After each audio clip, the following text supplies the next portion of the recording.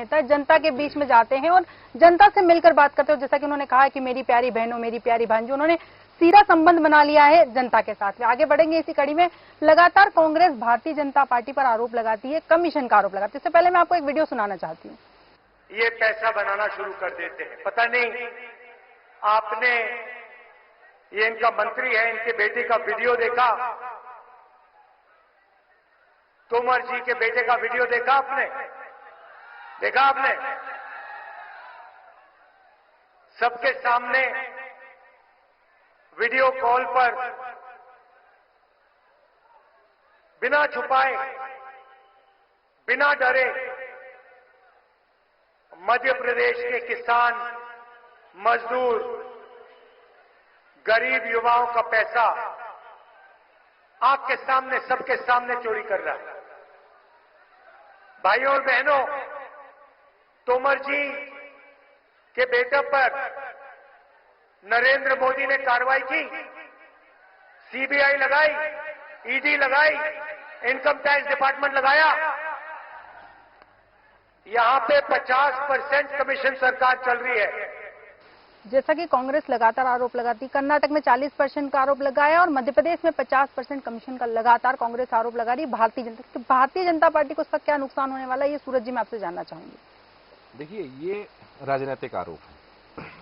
भारतीय जो भी पार्टी सत्ता में है उस पार्टी पर, उस पार्टी के नेताओं पर विपक्षी दल आरोप लगाता है कि इन्होंने, हालांकि मध्य प्रदेश का परिदृश्य तो अलग ही रहा है। 2018 में दूसरी सरकार बनी, क्योंकि इन 5 सालों में 2 सरकारें मध्य प्रदेश के मतदाताओं ने देखी, मध्य प्रदेश की जनता ने देखी है।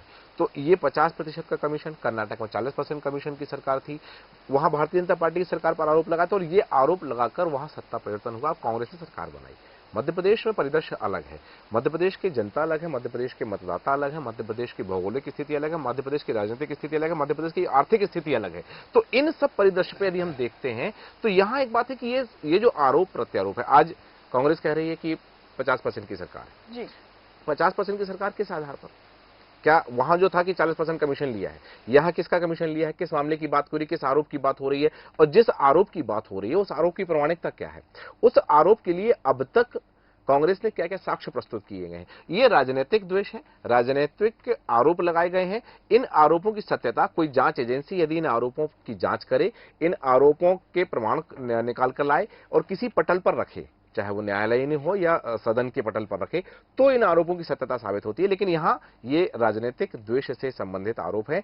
इन आरोपों का बहुत विशेष ध्यान नहीं जाना, बहुत विशेष राजनीति पर प्रभाव नहीं पड़ता है। क्योंकि यदि हम ये बात कहें कि कर्नाटक में 40% का आरोप लगाकर कांग्रेस ने सरकार बना ली, कांग्रेस की सरकार कर्नाटक में 40% का आरोप लगाकर नहीं बनी है, वहां पर और दूसरी चीजें हावी हुई थी, दूसरी चीजें रही हैं। भारतीय जनता पार्टी ने मुख्यमंत्री तक को टिकट नहीं दी, वहां चुनाव मैदान में नहीं उतारा, बहुत सारी चीजें रही हैं। तो वहां के समीकरण अलग रहे, यहां के समीकरण अलग है। तो जैसा कि कांग्रेस अगर सोच रही कि कर्नाटक में 40% कमीशन का आरोप लगा करके वहां सरकार बदल सकते हैं, तो क्या मध्य प्रदेश में 50% का आरोप लगाकर सरकार बदल सकते हैं? ये जो चीजें हैं ये अलग सिनेरियो है यहाँ का। जयश्रीवास्तव जी, चूंकि ये पूरा जो समीकरण पूरे मध्य प्रदेश के परिदृश्य में यदि हम देखते हैं कि आज सवालों की जो बात हुई है, बहुत सारे सवाल एंकर्स के रहे हैं, हम संपादकों को घेर के बैठे हैं सारे एंकर, और बहुत सारे सवालों की बौछार हुई है। तो पूरे मध्य प्रदेश के चुनाव में, विधानसभा चुनाव को लेकर, पूरी 230 विधानसभा सीटों को लेकर इस पूरे परिदृश्य में आरोप प्रत्यारोप, भाजपा की रणनीति, भाजपा कांग्रेस की रणनीति और इन सब चीजों को, चेहरों को लेकर के, वायरल वीडियो को लेकर के आपका अंतिम प्रतिक्रिया यदि हम देखें कि क्या चीजें सामने आ सकती हैं और वो क्या तस्वीर हो सकती है जो जनता देखना चाह रही है। देखिए, मैं पहले इसी का जवाब अभी मैं थोड़ा उसको आगे बढ़ाना चाहूंगा कि स्थान विशेष बहुत फर्क पड़ता है। मैं हमेशा एक एग्जाम्पल देता हूं कि यदि बहुत अच्छा स्वादिष्ट गुलाब जामुन यदि आपको खाने के लिए दिया जाए, अगर रसोई घर में आप खा रहे हो, डाइनिंग टेबल पे बैठ के खा रहे हो, तो बहुत स्वादिष्ट लगेगा। वही गुलाब जामुन यदि आपको बोल दिया जाए वॉशरूम में जाके आप बैठो और खाओ, तो आपको वो स्वादिष्ट नहीं आएगा, स्वाद नहीं आएगा। क्योंकि स्वादिष्ट क्यों नहीं लगेगा? क्योंकि वहाँ स्थान ठीक नहीं है। गुलाब जामुन वही है, आपका पात्र वही है, लेकिन स्थान बदल गया है। तो आपने जो 40% का जो आरोप लगाया कर्नाटक में, वो चल गया। उसी में जो है वो चलने का जो स्वाद है वो कांग्रेस को लग गया। क्योंकि बोलते हैं ना कि दाढ़ में यदि खून लग जाए तो उसी व्यक्ति को, उसी खून वाले व्यक्ति को ढूंढा जाता है कि ऐसा खून किसका पास है। तो यहाँ कर्नाटक का जो दाव है मध्य प्रदेश में चलाने की कोशिश करोगे तो लोग नहीं मानेंगे। अच्छा, दूसरी बात यही है कि आपको पिछले चुनाव से पहले बहुत सारा मुद्दा, बड़े मुद्दे थे आपके पास। 18 से पहले व्यापम घोटाला आपके पास था, ई टेंडरिंग मामला आपके पास था, इसी प्रकार से बहुत बड़े बड़े मुद्दे आपके पास थे। पिछले बार जब आपने आरोप लगाया था तो लोग मान रहे थे कि नहीं, व्यापम घोटाला हुआ, ई टेंडरिंग हुआ। उसके बाद सरकार आपने बना ली। सरकार बनाने के बाद आपने उन लोगों के खिलाफ जब कोई कार्रवाई आपने नहीं की तो स्पष्ट रूप से उसमें आपका सर्टिफिकेट मिल गया कि उन्होंने कोई घोटाला नहीं किया था, बदनाम कर रहे थे। घोटाला कर रहे होते तो वो आप इनको अंदर डाल चुके होते। जैसे दिल्ली की सरकार पूरी की पूरी जो है कैबिनेट अभी अंदर है, घोटाला की बात करते तो जाना चाहिए जेल में। तो इसी प्रकार से जो है यहाँ अगर अब बोलोगे 50% घोटाला की बात है तो कोई मानने के लिए तैयार नहीं है। लोग बोलते हैं कि जो व्यापम घोटाला, ई टेंडरिंग घोटाला, फलाना जिम का जो भी घोटाला है वो 18 से पहले का है।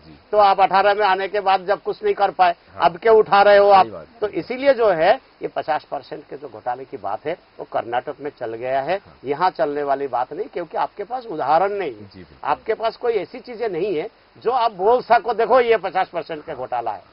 तो ये इस मामले में तो जो है बहुत ज्यादा इसमें कोई सफलता नहीं मिलेगी।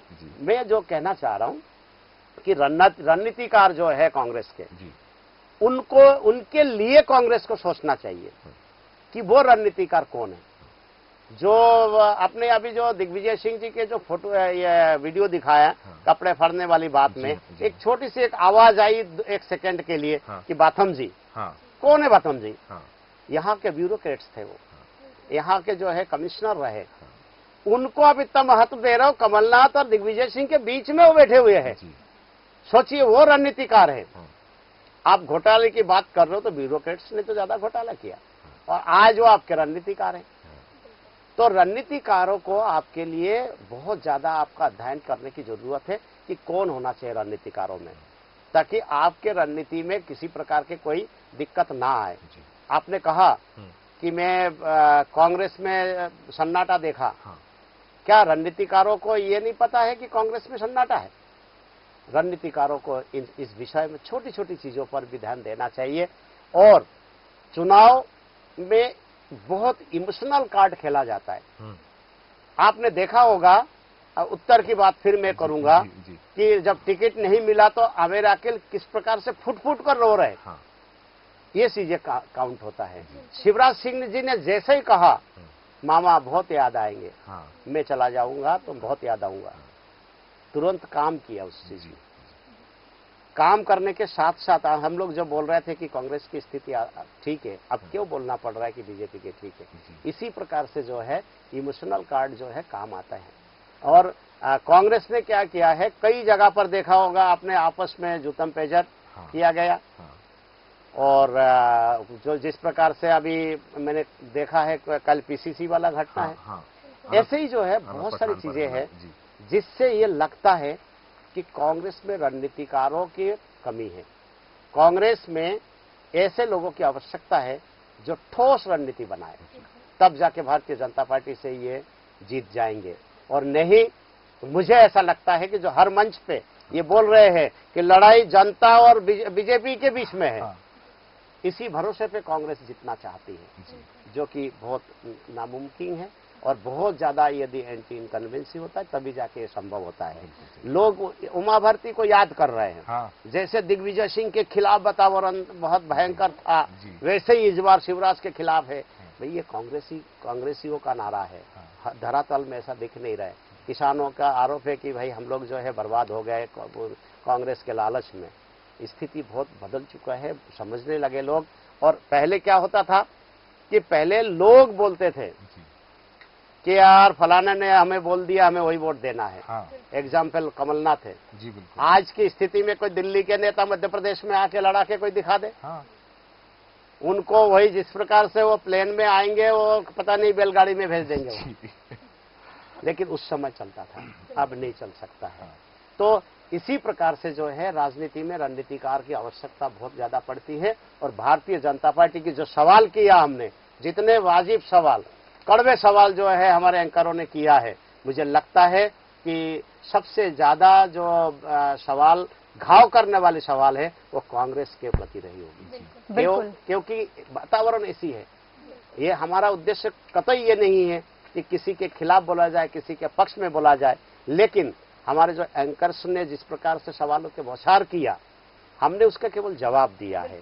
जो हमको दिखाई दे रहा है उसी को हम बोल रहे हैं। बिल्कुल बिल्कुल सही कहा हमारे एडिटर इन चीफ ने कि जो सवाल किए गए हैं उन्हीं सवालों के केवल जवाब दिए गए हैं और सवाल पूछना बनता है। हम पत्रकार हैं, हमारा काम है सवाल पूछना और जवाब देना काम है राजनीतिक दलों का। राजनीतिक दलों से ऐसे ही कड़वे सवाल और ऐसे ही सुलगते सवाल हम पूछते रहेंगे, लेकिन इस वक्त हमने हमारे संपादकों से ये सुलगते हुए सवाल पूछे हैं और सुलगते हुए सवाल के साथ ही हम आगे बढ़े हैं। 10 सवाल भारतीय जनता पार्टी से करे हैं और 10 सवाल हमने कांग्रेस से जवाब दिए हमारे संपादकों ने। और जैसा कि आपने देखा कि भारतीय जनता पार्टी और कांग्रेस दोनों ही चुनाव मैदान में है, दोनों ही अपनी जीत को लेकर आश्वस्त है, लेकिन किसके सर पर होगा जीत का सेहरा और किसे जनता नकारेगी, यह चुनाव परिणाम ही बतलाएंगे। आपको एक बात और बता दें कि देश न्यूज ने सर्वे के आधार पर अपना एग्जिट पोल तैयार किया है। आदर्श आचार संहिता के चलते अभी हम आपको वह आंकड़े नहीं बता सकते, लेकिन देश न्यूज पर 30 नवंबर की शाम 6:30 बजे जरूर देखिए हमारा खास कार्यक्रम देश न्यूज का एग्जिट पोल। और अभी के लिए इतना ही, मुझे दीजिए इजाजत, आप बने रहिए देश न्यूज के साथ। नमस्कार।